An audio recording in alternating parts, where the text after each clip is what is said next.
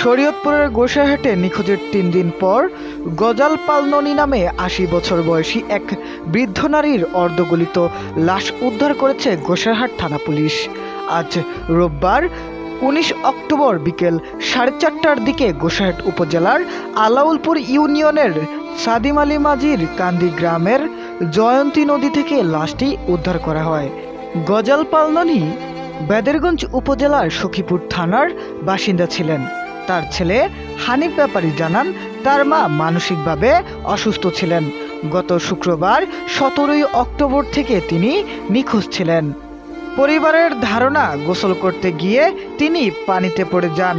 Police ও স্থানীয়রা জানান, রোববার দুপুরে ৪:৩০টার দিকে জয়ন্তী নদীতে এক নারীর লাশ ভাসতে দেখে এলাকাবাসী থানায় খবর দেয়। পরে গোসাইহাট থানা পুলিশ ঘটনাস্থলে পৌঁছে লাশটি উদ্ধার করে। গোসাইহাট থানার officer in charge OC Mohammad Burhan Uddin বলেন, আলাউলপুর ইউনিয়নের জয়ন্তী নদী থেকে এক বৃদ্ধ মহিলার অর্ধগলিত লাশ উদ্ধার করা হয়। তিনি ৩ দিন ধরে নিখোঁজ ছিলেন। প্রাথমিকভাবে ধারণা করা হচ্ছে তিনি পানিতে ডুবে মারা গেছেন। লাশটি ময়নাতদন্তের জন্য শরীয়তপুর সদর হাসপাতালের মর্গে পাঠানো হয়েছে। ওসি আরও জানান, এই ঘটনায় একটি অপমৃত্যু মামলা দায়েরের প্রক্রিয়া চলছে।